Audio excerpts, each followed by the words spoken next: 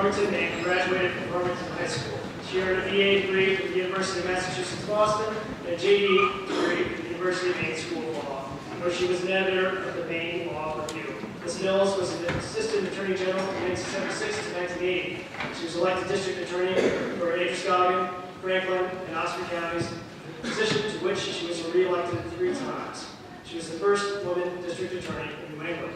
From 1995 through 2008, Ms. Mills practiced law in Skowhegan. She was elected to the Maine House of Representatives in 2002, representing the towns of Farmington and Industry. In December 2008, she was elected by the Joint Commission of the Legislature to be Maine's 55th Attorney General, the first woman Attorney General in Maine. In December 2012, Ms. Mills was again elected Attorney General, and in December 2014, she was re-elected to her second consecutive term. Would Attorney General Mills come forward to deliver a few remarks?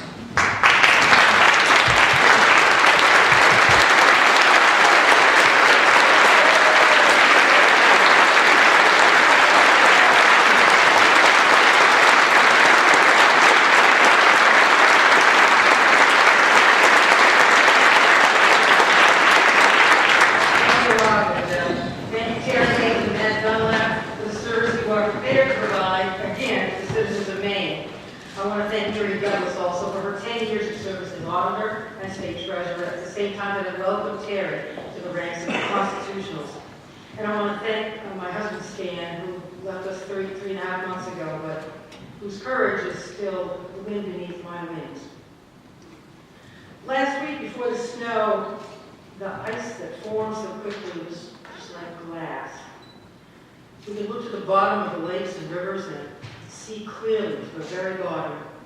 It was like a dream where you're skating and floating above your own reflection, above rocks and mud 10 feet below, with the ultimate in transparency.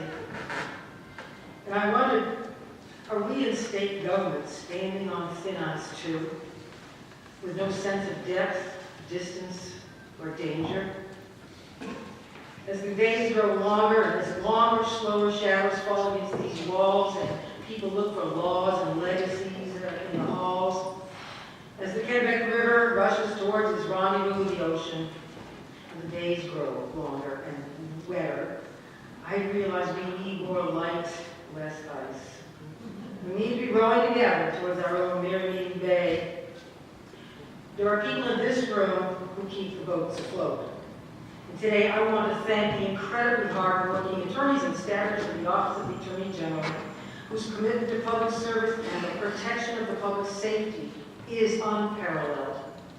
Many of them are here today, taking a brief moment from their busy days, working on thousands of matters from child abuse to consumer protection to police-involved shootings, healthcare crimes, the challenges in Riverview, the prosecution of domestic violence, homicides, and felony drug cases. These attorneys and staffers are busy solving problems, not creating them. They are busy defending state agencies, litigating, mediating, all on behalf of public interest. And they do deserve our special thanks. Because the faithful rivers of Maine that do their work under both frigid winds and the sun of sultry summers, rivers that now flow like mussels, flexing under a thick hide of ice. The work of government draws from the headwaters of conflict and fertilizes the fields of justice. Every evening as I leave the office, I ask, have we made Maine safer, stronger, better these past few years? Have we made our state more just? Have we strengthened the social contract we have with our citizens, perfecting, not neglecting, our obligations towards each other? To answer this, just ask the elderly woman who bravely testified against her own mother for stealing her life's earnings in that Bangor jury trial last year. Ask the families of the 3 people shot to death and set on fire in a car in Bangor. Ask about the months of intensive investigation and the 4-week-long trial our office conducted to put those 2 murderous drug dealers behind bars. Many more of our homicides involve drugs now, and they're difficult to solve. And 32% of our drug felony cases last year were for heroin, up from just 7% 2 years before. With 961 babies born in Maine last year affected by drugs, and 176 people dead from drugs in 2013, this epidemic deserves an intensive from public education to the punishment of dealers and treatment of offenders. Working with the MDBA, the U.S. Attorney, the pharmacies, the medical community, the advocates like Skip Gates, who's here with us today, my office will take part in the all-out attack on the meth makers and heroin traffickers that are killing our youth. It's not just drugs and murderers we're prosecuting. We're constantly going after those who cheat the state. Like the couple in Lewiston who got subsidized housing vouchers for living in a building they actually owned and profited from themselves. Like the man who built Maine Care out of nearly $1 million for counseling services he never provided. Like the DHHS employee who diverted funds to her boyfriend, and the Department of Labor employee who bought a camera, an iPod, clothes, and nice new tires for herself with someone else's voc rehab funds. And over the last 5 years, our office has recouped $69 million in fines and restitution for provider fraud from pharmaceutical companies and others. We've also spent hundreds of hours finding ways to help homeowners facing foreclosure and the towns dealing with neighborhood blight. We've collected many thousands of dollars in child support from deadbeat parents across the state, while our volunteer mediators recouped nearly $700,000 for consumers last year. Because of a 58% increase in child abuse in Maine, our child protection attorneys now carry a caseload of well over 100 cases apiece, and they make about 140 court appearances every week. Among those cases is the 12-month-old child whose brain was shattered by the father, ill-prepared for parenthood, a case that tears my heart out. We're also protecting victims of hate crimes, like the Iraqi refugee and war hero who came to Maine looking for sanctuary, but ended up sleeping in his own car out of fear of the racial epithets and violent threats from a biased neighbor. We have helped negotiate severance payments for hundreds of hard-working mill workers laid off when the Bucksport mill closed. Today, they received their first checks. A few weeks ago, drowned out by the din of political rhetoric, my office and the chief executive settled the Aldrich case, which will take nearly 1,000 of Maine's neediest citizens off the infamous wait list for services. Some people have said, well, why don't you work better with the governor? Well, it's true. You probably won't catch Governor Paul LePage and me sitting around sharing a glass of Chardonnay, eating some brie, and watching Downton Abbey together. It's not like it. But I do respect the chief executive. And I do think we have a few things in common.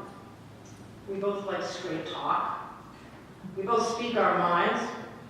We both believe in action. We both get upset when people steal from the public purse. We're both determined to end domestic violence. We both despise the drug dealers that are killing our youth. We both oppose the scams that rob our veterans of their hard-earned dollars. Like the old Jimmy Cliff song says, we've got many rivers to cross, but we both believe fundamentally in the rule of law, the knowledge that our country is governed by laws and not by individuals. The rule of law is what informs the work of our office. Like Mount Katahdin shedding its cloak of frost and nourishing the streams and fields of Maine, the Constitution and the rule of law are the source of all our laws, the foundation for governance. That is why on any given day you'll see my office working with the Departments of State Government and representing the state in nearly 7,000 separate legal matters. We work together, and for the most part, the interests of my office, the interests of the Maine legislature, and the interests of the administration are aligned. When they are not, you will know about it. But on the thousands of occasions when they're running smoothly, you'll hear little. But know that this happens, and it is for the public good mindful still of the necessary independence of the constitutional offices. For the constitutional offices, as I've said before, are the brackets, the wedges, the independent glue that secures the beams and rafters of government, that fixes them to the solid, long ridge beam that is our Constitution. Working with diligence and integrity, we will hold the beams and trusses of government sturdy against the strongest of winds.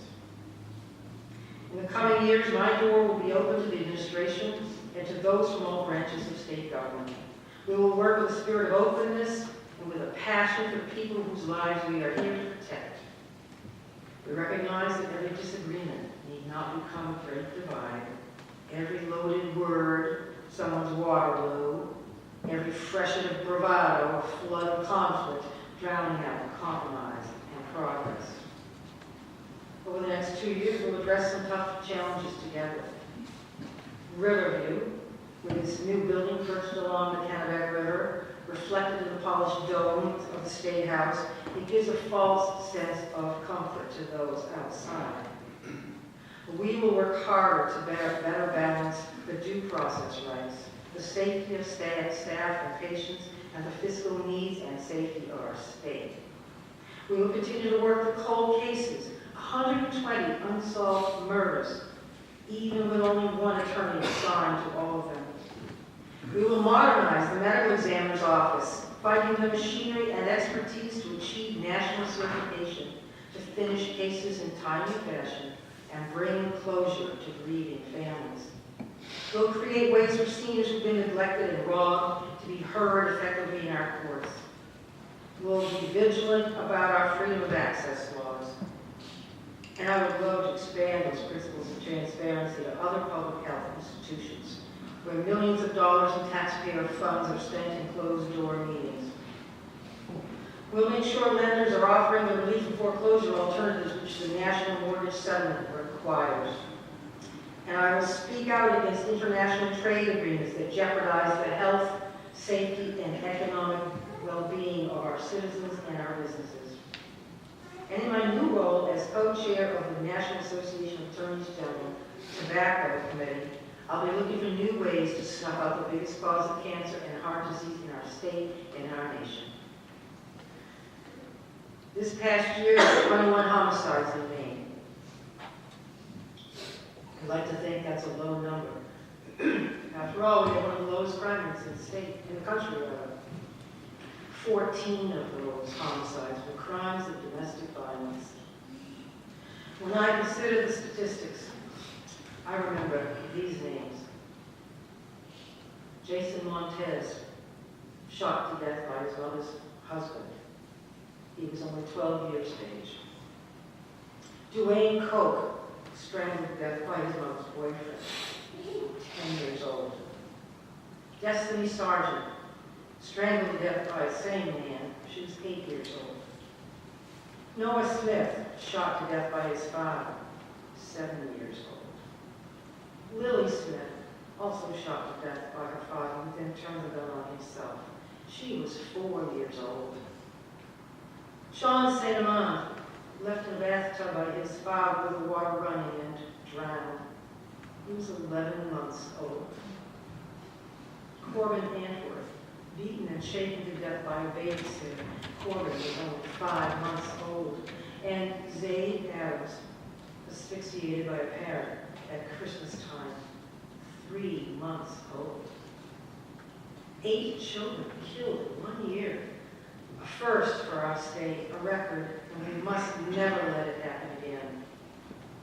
The lifeless hopes and dreams of these children and their need for justice will drive our work in the coming years. Mario Cuomo challenged us 40 years ago to make our nation, quote, remember how futures are built, stressing the need for government to operate as a family with care and compassion for those in need. So as the state of Maine chips away at vital services, at education, public health, drug treatment, mental health, and safety, the safety net of our citizens, we have to recognize that sometimes these decisions have consequences. They can be named. Jason, Dwayne, Destiny, Noah, Lily, Sean, Corbin, Z. A year from now, will we be standing on a hardened frost, immobilized? Will we be looking at ourselves through sheer ice, unaware of impending dangers? Or will we be steering through moving waters, going together as a family, heading in a common direction, and helping all the people of Maine stay alive and afloat? I shall be there to help navigate the shoals. Thank you.